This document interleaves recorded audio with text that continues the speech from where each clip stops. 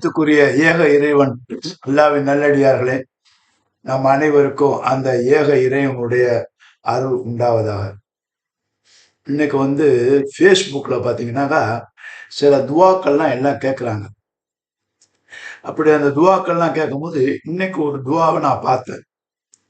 அந்த துவா எப்படி இருக்குன்னா, அவங்க சும்மா ஜென்ரலா இந்த துவாலாம் அங்கீகரிக்கப்படுறதுதான். அல்லாஹ் பெரிய கருணையாளன் தான்.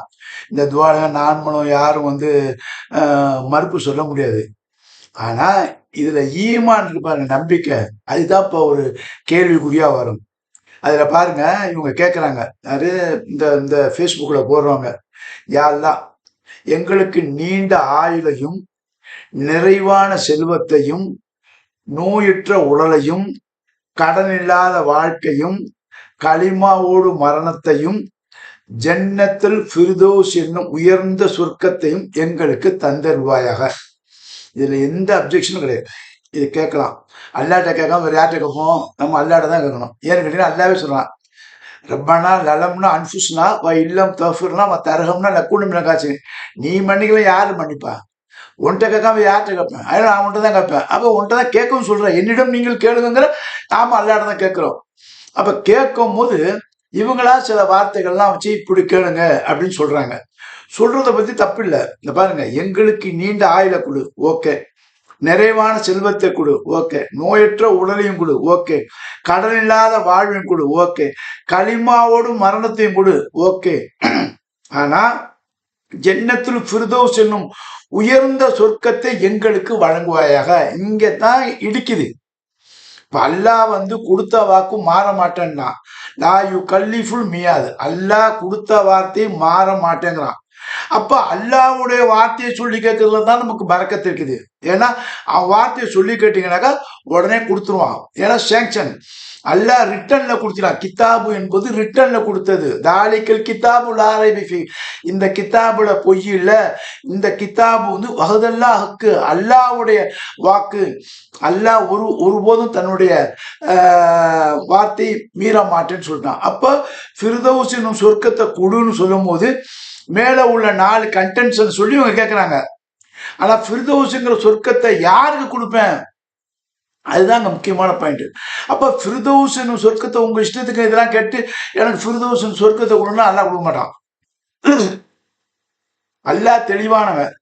தெளிவான வார்த்தையை பதிய வச்சிருக்கான். அந்த தெளிவான வார்த்தை உயிரோட இருக்குது. அல்லாஹு அய்யுல் கையும், அல்லாஹ் உயிரோட இருக்கும். அவனுடைய வார்த்தையும் உயிரோட இருக்குது. இது செத்து போன வார்த்தை இல்லை. அப்ப இந்த வார்த்தையை கேட்கும்போது அல்லாஹ்வுடைய வார்த்தையை நாம வச்சு அந்த அல்லாஹ்வுடைய வார்த்தையை கோடிட்டு காட்டி இதுபடி எல்லாம் எனக்கு கொடுனா உடனே சங்ஷன் ஆகிடும். மறுக்க முடியாது. அல்லாஹ் மறுக்க மாட்டேங்கிறான். இதுதான் நம்ம முக்கியமா முஸ்லீம்களாகிய நாம, மூமினா நாம கவனிக்கணும். இப்ப அந்த வார்த்தையை நான் உங்களுக்கு சொல்ல பாருங்க. இவர் ஃபிர்தௌஸ் சொர்க்கத்தை கேட்டாரு, கொடுப்பானா அப்படிங்கும்போது அங்க ஒரு நெருடல் இருக்குது. அந்த நெருடலுக்கு தெளிவு நமக்கு வேணும். அப்ப தெளிவு எங்க இருந்து எடுப்பீங்க? அல்லாஹ்வுடைய வேதத்துல இருந்து தான் எடுக்க முடியும். அல்லாஹ்வுடைய வார்த்தையில இருந்து தான் எடுக்க முடியும். அப்ப அல்லாஹ்வுடைய வார்த்தை ஃபிர்தௌஸின் சொர்க்கத்தை குடுயா அல்லாஹ்னா யாருக்கு கொடுப்பேன், யாருக்கு கொடுப்பான் அப்படிங்கிறத பாயிண்ட். அப்போ உடனே நீங்க குர்ஆனை பெரட்டினீங்கன்னா அல்லாஹ்வுடைய வார்த்தையை ரெஃபரன்ஸ் எடுத்தீங்கன்னாக்கா அத்தியாயம் 23வது அத்தியாயத்திலே அல்லாஹ் சொன்னா மூமீன் வெற்றியாளர்கள், இவர்கள் வெற்றி பெற்றார்கள். எப்படி வெற்றி பெற்றார்கள்? இவர்கள் ஃபிர்தௌஸ் எனும் சொர்க்கத்துக்கு வாரிசாகிட்டாங்க. நல்லா 23வது அத்தியாயத்துல 1வது வசனத்துல 10வது வசனம் படிச்சீங்கன்னா அந்த 10 லைன், 1லேருந்து 10 லைனை படிச்சுட்டு இதில் நாம இருக்கமான்னு பாருங்க. நாம இருந்துட்டா நம்ம ஃபிர்தௌஸுக்கு சொர்க்கவாசி வாரிசுங்கிறான். பட்டா போட்டு கொடுத்துட்டாங்க.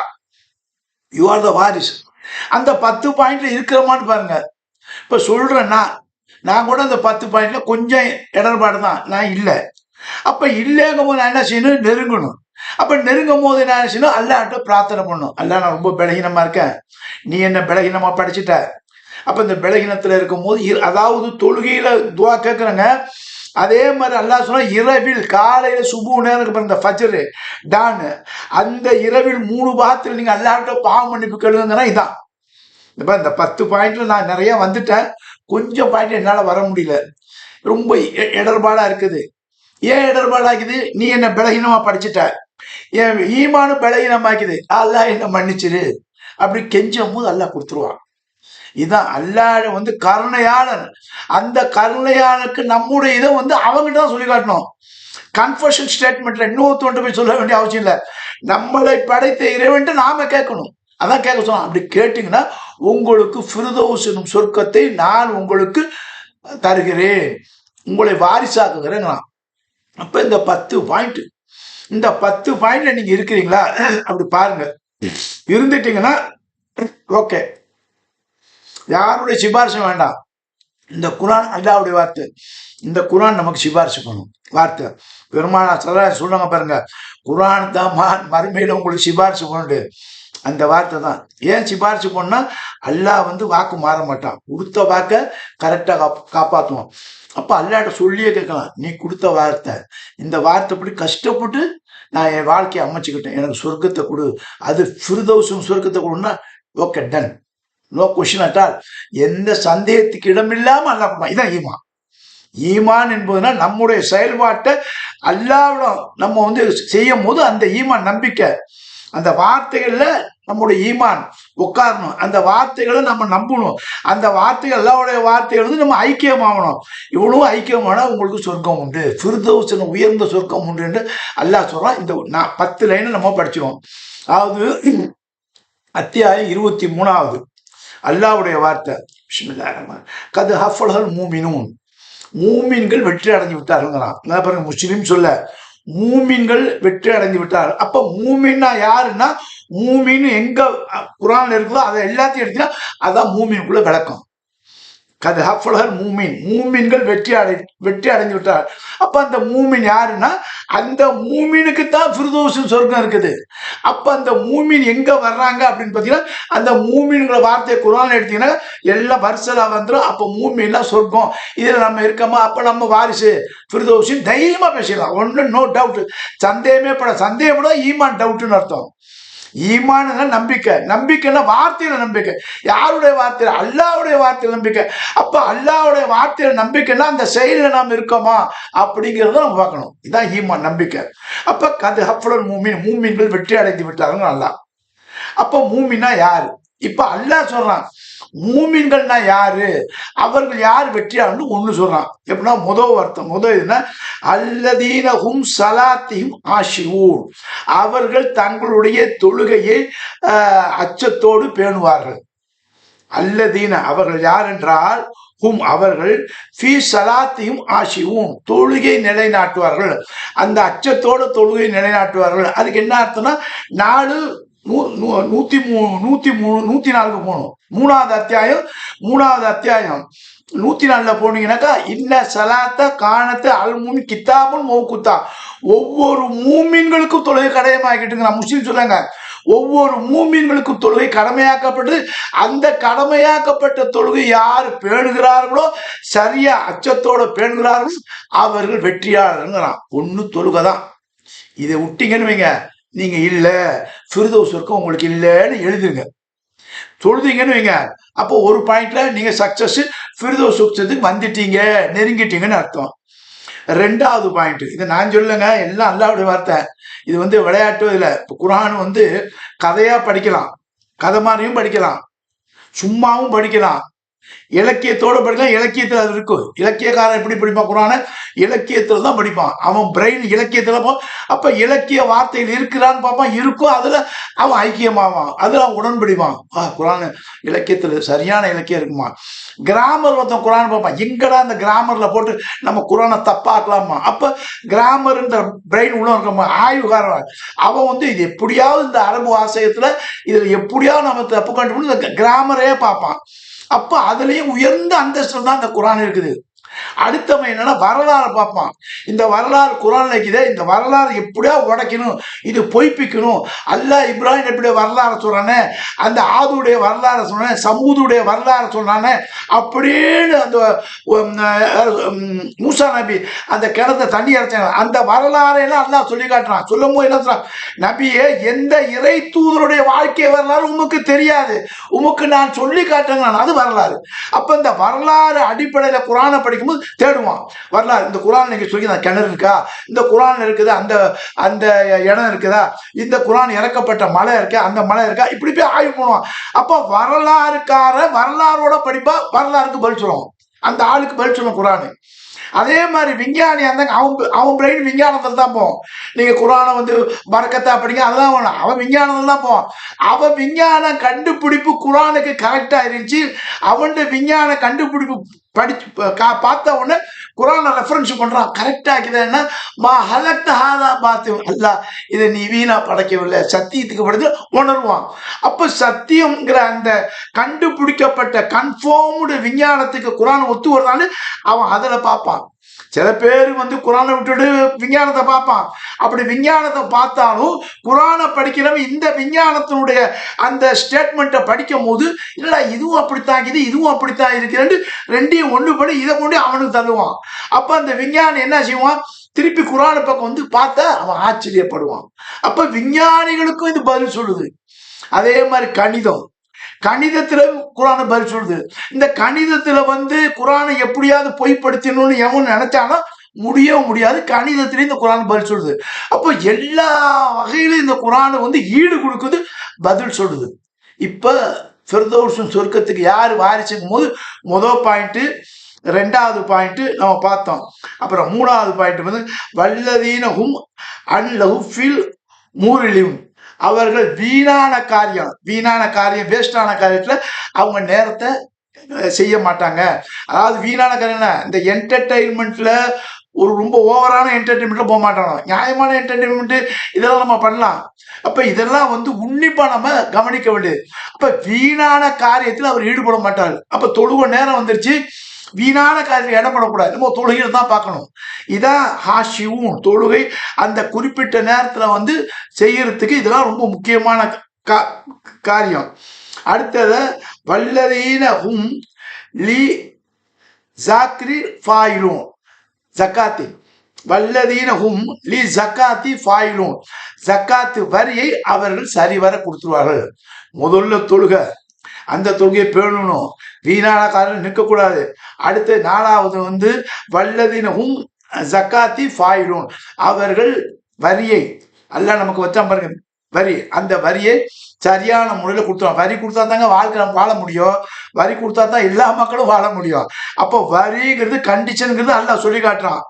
இப்ப அந்த வரியை வந்து நம்ம இன்னும் விளக்கிட்டு போலாம், பட் வரி கொடுத்தா தான் சுபிச்சமா எல்லா மக்களும் வரணும். எல்லா மக்களுக்குள்ள தேவைகளை எதிலிருந்து நம்ம பெற முடியும்னா வரி தான். இன்னைக்கு கவர்மெண்ட் வரி போடுறானா எதுக்கு போடுறான், நாம நல்லா இருக்கணும், நமக்கு விளக்கு வேணும், நமக்கு ரோடு வேணும், நமக்கு தண்ணி வேணும், நமக்கு உடம்புக்குள்ள இந்த ஆஸ்பத்திரி எல்லாமே தேவை, கல்வி தேவை, எல்லாம் இந்த வரியில தான் இருக்கும். அதான் சொல்ல வரியை கொடுத்துரு, வரி கொடுத்தா தான் அதுல பெனிஃபிட் கிடைக்கும். வரி கொடுக்காம நீ பெனிஃபிட் எதிர்பார்க்க முடியவும் முடியாது. இதுதான் அல்லாஹ் நமக்கு ரொம்ப தெளிவா அழகான மனுஷன் உலக மக்களுக்கு ஒரு வழிகாட்டினா இது உண்மையிலே வழிகாட்டி. அப்போ வரியை கொடுத்துரு, அப்ப வரியை கொடுத்தாதான் நீ வாழ முடியும், இல்லைன்னா ஒன்னையே நீ வீணாக்கிக்குவ, நாசமாக்கிக்குவ, அதுல இருந்து போயிடுவ அப்படின்னு இறைவன் சொல்றான். அதே மாதிரி வல்லதீனஹும் லி ஃபுரூஜிஹிம் ஹாஃபிலூன், இது ரொம்ப முக்கியமான பாயிண்ட். வல்லதீனஹும் லி ஃபுரூஜிஹிம் ஹாஃபிலூன், அவர்கள் தங்களுடைய உறுப்புகளை பேணி காத்துக் கொள்வார்கள். தங்களுடைய உறுப்புகள் என்னன்னா இந்த செக்ஸ் விஷயம், தங்களுடைய உறுப்புகளை பேணி காத்துக் கொள்வார்கள். எப்படி பேணி காத்துக் கொள்வார்கள், அதுக்கு அல்லாஹ் பதில் சொல்றான். எப்படி பதில் சொல்றா, இல்லா அலா அவுஜாஜிகும் அவு மலக்கத்து ஐமானிக்கும், அவர்கள் இல்லா அலல் அஜுவாஜிக்கும், அவர்கள் மனைவி தன்னுடைய இச்சைய தன் மனைவி அஜுவாஜிக்கும் மனைவி அவு மா மலக்கத்து ஐமானுக்கும், தங்களது வலதுகரம் சொந்தமாக்கி கொண்ட பெண்கள். வலதுகரம் சொந்தமாக்கி கொண்ட நிறைய மீனிங் இருக்குது, இது அறிவுபூர்வமான மீனிங் இருக்குது, இதெல்லாம் நேரம் இல்லை. அதை கொண்டு இவர்கள் தங்களுடைய இச்சைகளை தீர்த்துக் கொள்வார்கள். இன்னகும் ஹைரும் மலுமீன் அப்படின்னு சொல்றான். இந்த மாதிரி மனைவியோடையோ தனது வலதுகாரம் சொந்தமாக்கி கொண்ட இவர்களோடு யார் ஐக்கியப்படுகிறார்களோ, தன்னுடைய இச்சையை தீர்த்து கொள்கிறார்களோ, சட்டப்படி உள்ள இந்த மெத்தட்ல இருக்கிறார்களோ, அவர்கள் ஹைரு மலுமீன், அவர்கள் பழிக்கப்பட மாட்டார்கள். அவன் கரெக்டாக தான் இருக்கான், அவன் சொல்கிறப்படி இப்படித்தான் இருக்கான் அப்படிமா. வேற மாதிரி பண்ண அவங்க பாரு எப்படி போயிட்டான் பாரு அப்படி இப்படிமா. அப்போ அந்த பழிக்கப்பட மாட்டாருங்கிறதுக்கு அல்லாஹ்தால என்ன அழகான ஒரு வார்த்தையை போடுறான் பாருங்க. மலு மீன் அவர்கள் பழிக்கப்பட மாட்டார்கள் அப்படிங்கிறான். அடுத்தது மனித்தபியூனா திருப்பி இத்தபியூ நாம பார்க்கிறோம் பாருங்க, நம்ம எடுக்கிறோம் பாருங்க. இத்தபியூ அவர்கள் வேறு ஒரு லைனுக்கு போனாங்கன்னா வரா உ வரா ஆ அவர்கள் யாரு அப்படின்னாக்கா அந்த வீணான அந்த அதுக்கு பின்னர் இந்த ரெண்டு மெத்தட் இல்லாம வேற வழியில தன்னுடைய இச்சைகளை யார் பின்பற்றார்களோ அவர்கள் அல்லாஹ் சொல்றான் யாருகள்னா அவங்க தான் பழிக்கப்படுவாங்க. அப்புறம் தாலிக்கல் உலாய்க்கல் ஹுமுல் ஆயுதூன் இவர்கள் தான் வரம்பு மீறல். ஒன்று மனைவி வலதுகரம் இவங்கள்ட்ட தான் நம்ம இருக்கணும். அப்படி இல்லாம வேற மெத்தட்ல போனீங்கன்னா நீங்க யாருன்னா வரம்பு மீறவர்கள், எல்லை மீறியவர்கள், எல்லையை கடந்தவங்க, அல்லாவுடைய வார்த்தையை மதிக்காதவங்க அப்படின்னு நல்லா சொல்றான். சொல்லிட்டு அப்புறம் பாருங்க வல்லதீன திருப்பி வல்லதீன 8வது பாயிண்ட் வல்லதீனஹும் லி அமானத்தையும் அகுதகும் ராவூன். இது பாருங்க வல்லதீன அவர்கள் லி அமானத்தையும் அமானத்தில் நம்ம சொல்ல அமானத்து அகதிகி அகதியும் ராவூன் அதாவது தன்னிடம் கொடுக்கப்பட்ட அமானித பொருளுக்கு வர அந்த அமானித பொருள் வாக்கு இதை அவர்கள் கண்ணியமான கொடுத்துருவாங்க. ஒருத்தவங்க நம்ம கிட்ட ஒரு பொருள் கொடுக்குறாங்க, அந்த பொருளை இல்லைன்னா சொல்லக்கூடாது. ஒருத்தர் 10,000 ரூபா கொடுத்துருக்கான், ஒருத்தர் 1,00,000 கொடுத்தாங்க வச்சுங்கன்னு. நீ எப்போ எங்கப்பா கொடுத்தானீங்கன்னா அதான் அமானிதம். அமானிதங்கிறது ரொம்ப பேணக்கூடியது. அதே மாதிரி அமானிதங்கிறது வார்த்தை. அமானிதம் என்பது பொருள், அமானிதம் வார்த்தை. அதான் அந்த பெரியவங்களாம் சொல்லுவாங்க பாருங்க, கொடுத்த வாக்கையும் கொடுத்த சொத்தையும் மறைச்சிடாங்கப்பா, பெரிய பாவம்பாங்க. இது உண்மையான இது. அல்லாஹ் சொல்றான், யார் நம்மகிட்ட ஒரு பொறுப்பு ஒப்படைக்கிறாங்களோ அமானிதம். இந்த புள்ள சின்ன புள்ள, இந்த பத்திரத்தை பார்த்துங்க, இந்த வீட்டை பாருங்க, இந்த புள்ள வயசுக்கு வந்த பிறகு இந்த சொத்தை கொடுத்துருங்க அப்படின்னு சொல்லுவாங்க அமானிதம். இதுல போய் நம்ம ஏதாவது வச்சோன்னு வைங்க, முடிஞ்சிச்சு கேஸுக்கு வந்தால் தான் எவராலையும் காப்பாற்ற முடியாது. அதே மாதிரி கொடுத்த வாக்கை அந்த வாக்கை பேணுங்கிறான்ல, கொடுத்த வாக்கு முடியலன்னா முடியலன்னு சொல்லு. இல்லைன்னா ஒருத்தன் 1,00,000 கேட்கலாம், ஒருத்தவங்க 10,000 இல்லைப்பா என்கிட்ட பணம் இல்லை மன்னிச்சுக்கினீங்கன்னா வேலை முடிச்சு நான் தர்றேன்னு சொல்லிவிட்டு இந்த இன்ஷா அல்லா போடுறான் பாருங்க, அதெல்லாம் மகா டேஞ்சர். அல்லாவுடைய வார்த்தை கிண்டலும் கேலியும் எவர் செய்கிறார்களோ அவருக்கு பெரிய தண்டனை முடிஞ்சா முடிஞ்சிடல, இல்லை இல்லைன்னு சொல்லு. இதுல என்ன வெக்கம், இதுல என்ன பெரிய உங்களுக்கு மான மரியாதை ஒண்ணு ஏதோ போயிடுவோம் நினைச்சோம், ஐயோ நம்மளை பார்த்து கேட்டானே, ஒண்ணுமே இருந்தா இருந்துச்சு இல்லைன்னா இல்லை. இந்த வார்த்தை சொல்லுங்க. அதே மாதிரி ஒருத்தவட்ட அமானிதம் வாங்கும் போது உஷாரா வாங்கணும். ஒருத்தவட்ட பொருள் வாங்குறீங்க, ஒரு நகையை வாங்குறீங்க, வாங்கிட்டு இங்கே வச்சுக்கிட்டீங்க, அவன் கொடுத்துட்டான், இதை எடுத்துட்டு நான் அடையாறு போகிறேன், இதை எடுத்து நான் எங்கேயா கோடம்பாங்க போகிறேன், எங்கேயாவது போகிறேன், போகிற வழியில் ஒருத்தவங்க கொள்ளடிச்சிட்டான் என்கிட்ட, இல்லை நானே தவறி கையில் விட்டுவிட்டேன், இது பெரிய பேஜாடு. அப்போ என்னாச்சுன்னு அந்த நகை ஒரு 2 பொன் நகை 3 பொன் நகைக்கு நம்ம சொந்தக்காரனா அப்படின்னு நம்ம சொந்தக்காரனுக்கு உள்ள தகுதி இருக்கான்னு பார்க்கணும். இப்போ 3 பொன் நகை கொடுத்தா வழியில் தவற விட்டோம், என்னப்பா என் பணத்தை நான் இது பொருளை கொடுப்பா, எப்போ போன வழியில் தவறிடுச்சு அப்படின்னா நம்ப மாட்டேம்மா. அப்போ நீ நம்ப வேணாம், அதுக்குள்ளே இப்போ கிரயத்தை கொடுத்தா கிரயத்தை கொடுத்துருவோம். அப்போ அந்த அமானித்தை பேணக்கூடிய அந்த பேணக்கூடிய தகுதி இருந்தால் வாங்கு, இல்லையா வாங்கவே வாங்காது. இன்னைக்கு ரிஸ்க்கு. அதே மாதிரி வாக்கும் ரொம்ப முக்கியம். அப்போ அமானிதமும் முக்கியம், வாக்கும் முக்கியம். இதெல்லாம் நிறைய பேசிட்டே போகலாம். நிறைய மார்க் அறிஞர்கள் உங்களுக்கு சொல்லுவாங்க, வெள்ளிக்கிழமை ஜும்மாலாம் சொல்லுவாங்க, நல்லா கேட்டிருப்பீங்க. இதை நம்ம ஃபாலோ பண்ணணும். அமானிதமும் வாக்கும் முக்கியம். அடுத்தது வல்லதீனகும் அன்சலாத்தியும் யூ ஹாஃபிலும் அவர்கள் தொழுகையை யூ ஹாஃபிலும் பாதுகாப்பார்கள். அது வேற 2வது முதல் தொழுகை, இப்போ 2வது கிடைச்சா முடியமும் தொழுதான். அல்லதீனகும் அன்சலாத்தியும் யூ ஹாஃபிலும் ஹாஃபில்மம்ல பாதுகாப்பது, அந்த தொழுகையை அவங்க பாதுகாப்பாங்க, விட்டுற மாட்டாங்க. 5 தொழுகை கரெக்டாக பண்ணுவான். அந்த நேரத்துக்குள்ள எப்படியா போய் அல்லாவுடைய இதில் போய் உட்காந்து தொழில்வான். அதான் பாதுகாக்கிறது. சும்மா அலட்சியமா தொழுகையாவது அதாவது உங்களுக்கு வேற வேலை இல்லைங்கிறான் பாருங்க, அவன் கேஸ்லாம் கந்தல் தான். இதெல்லாம் அல்லாவுடைய வார்த்தை உயிரோடு இருக்குது. உயிரோட மனுஷன் பேசினா அட தொழுகையாவது அதாவதுங்கிறான். அல்லாஹ் உயிரோடு அவனு சொல்றான், உன் கேஸு கந்தல்டாங்கிறான். யாராலையும் காப்பாற்ற முடியாதுங்கிறான். இது எல்லாருக்கும் ஜாதி மதம் பேதம் வந்தது போனோம் இதெல்லாம் இங்கே கொண்டு குறுக்க வைக்க முடியாது இறைவனுடைய வார்த்தைக்கு. அப்ப இறைவனுடைய வார்த்தை எவன் எடுத்து நடக்கிறானோ அவன் வெற்றியாளன். அவருக்கு எந்த பேர் இருந்தாலும் வைக்கணும், எந்த மொழிக்காரனாலும் வைக்கலாம், எந்த தேசத்துக்காரனாலும் வைக்கலாம், எந்த நாட்டுக்காரனாலும் வைக்கலாம். அதை பத்தி கேள்வி இல்லை. இறைவனோட வாக்கு படிக்கிறானா, அதுல ஐக்கியமாயிட்டானா, எஸ்ன்ட்டானா, அதுபடி வாழ்க்கை தான் அவனுக்கு இறைவன் சொல்றான் சுபிச்சம் அப்படின்னு சொல்றான். அதுல இன்னொரு வார்த்தை கடைசியில முடிக்கும் போது சொல்றான் பாருங்க, உலாய்க்க ஹுமுல் வாரிசூன், இவர்கள் தான் வாரிசு. உலாய்க்க ஹுமுல் வாரிசும், இந்த 10 பாயிண்ட்ல எவன் வர்றானோ அவன் தான் வாரிசு. எதுக்கு வாரிசு கேட்கறான், அல்ல கேட்க சொல்றான், எதுக்கு வாரிசு? ஒவ்வொன்றும் கேள்வி கேட்கணுங்க. கேள்வி கேட்டால் தான் பதில் வரும். அல்லாவுடைய தூதர் நம்மளை கேள்வி கேட்க சொன்னாங்க. சில பேர் சொன்னாங்க கேட்காதீங்கிறாங்கள, கேள்வி கேட்கணும். ஆனா அதுக்கு வரம்பு மீறிய ஏடா கூட கேள்வியை கேட்டு பிரச்சனையும் பண்ணக்கூடாது.